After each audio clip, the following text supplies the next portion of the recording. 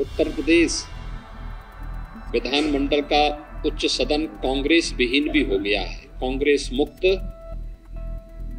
उच्च सदन उत्तर प्रदेश के अंदर हुआ है। भारत की अर्थव्यवस्था 5 ट्रिलियन डॉलर की होगी तो स्वाभाविक रूप से उत्तर प्रदेश की भूमिका इसमें महत्वपूर्ण हो जाती है। 100 दिन के सेवा, सुरक्षा और सुशासन के प्रति समर्पित कार्यकाल की इस पहली प्रेस वार्ता में अपने वरिष्ठ सहयोगियों की ओर से आप सबका मैं हृदय से स्वागत करता हूं। उत्तर प्रदेश की जनता जनार्दन ने आदरणीय प्रधानमंत्री श्री नरेंद्र मोदी जी के नेतृत्व में, उनके मार्गदर्शन में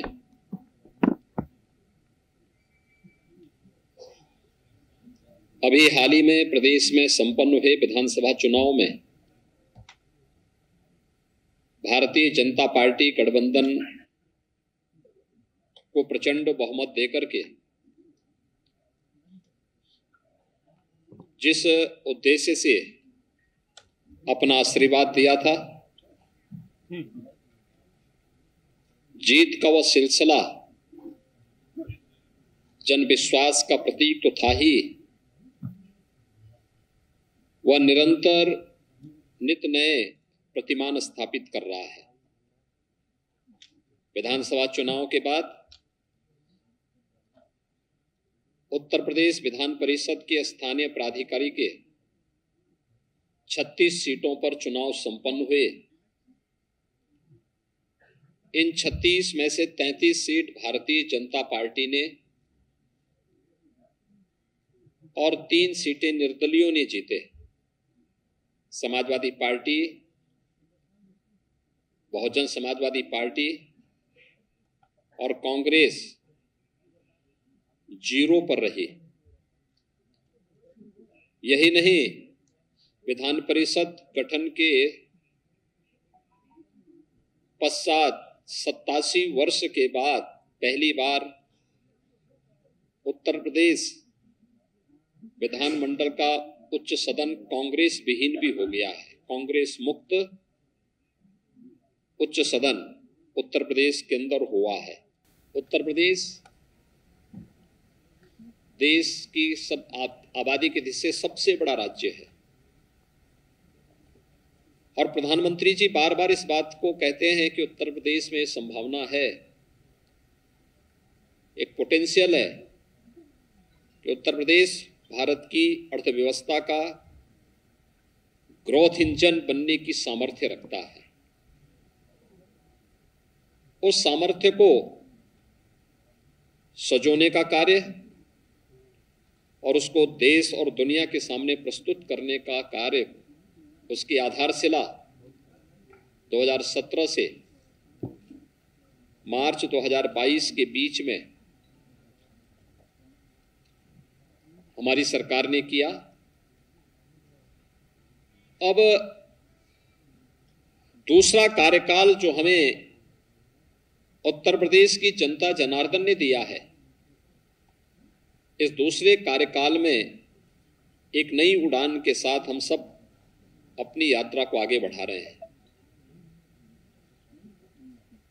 आदरणीय प्रधानमंत्री जी ने देश के लिए जो लक्ष्य निर्धारित किया है कि भारत की अर्थव्यवस्था 5 ट्रिलियन डॉलर की होगी तो स्वाभाविक रूप से उत्तर प्रदेश की भूमिका इसमें महत्वपूर्ण हो जाती है और उत्तर प्रदेश ने आते ही हमारे मंत्रिमंडल ने सबसे पहला कार्य, वे 10 सेक्टर चुने जिन पर हम व्यवस्थित कार्य योजना बना करके उत्तर प्रदेश की अर्थव्यवस्था के उस प्रेजेंटेशन को $1 ट्रिलियन तक पहुंचाने की इस कार्य योजना को हम आगे बढ़ा सके। ये पहली बार हुआ है कि 10 सेक्टर के प्रेजेंटेशन में सभी हमारे सहयोगी मंत्रीगण मौजूद थे। उनके मार्गदर्शन में उनके विभागों ने उसका प्रेजेंटेशन स्वयं बनाया, उसका अध्ययन किया,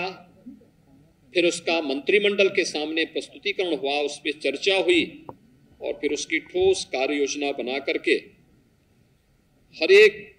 सेक्टर के लिए एक सीनियर अधिकारी को जिम्मेदारी देकर के उस सेक्टर की उन संभावनाओं को जो उत्तर प्रदेश को आगामी 5 वर्ष के अंदर $1 ट्रिलियन की इकोनॉमी के समकक्ष पहुंचाने में योगदान दे सकेगा, वह कार्यक्रम भी हम लोगों ने सफलतापूर्वक प्रदेश के अंदर आगे बढ़ाया। मुझे प्रसन्नता है कि सरकार जनता के द्वार इस कार्यक्रम को मेरे सहयोगी मंत्रिमंडल के मेरे सभी सहयोगी मंत्रियों ने 18 समूहों के साथ जोड़ करके अलग अलग समूह, मंत्री समूह को 18 मंत्री समूह ने 18 कमिश्नरी को केंद्र में रख करके 72 घंटे के लिए एक कमिश्नरी में कैंप किया। जनपद स्तर पर गए, गांव में गए, नगर में गए, अलग अलग संगठनों, संस्थाओं के साथ बैठकें भी संपन्न की, जनता चौपाल के कार्यक्रम भी आयोजित किए, विकास कार्यों के भौतिक सर्वेक्षण भी किए और उन कार्यक्रमों को आगे बढ़ाने का कार्य किया जो जनता के मन में एक नया विश्वास पैदा कर सके। मंत्री समूह ने अब तक हर मंत्री समूह 2-2 कमिश्नरी कवर कर चुके हैं और सफलतापूर्वक इन कार्यक्रमों को एक नई गति उनके मार्गदर्शन में न केवल अपने विभाग के कार्यों को बल्कि जमीनी धरातल पर जाकर के देख करके शासन की सभी प्रकार की योजनाओं को प्रभावी ढंग से क्रियान्वयन का कार्यक्रम भी आज प्रदेश के अंदर सफलतापूर्वक आगे बढ़ने का कार्य हो रहा है। मित्रों, ये जो कार्यक्रम है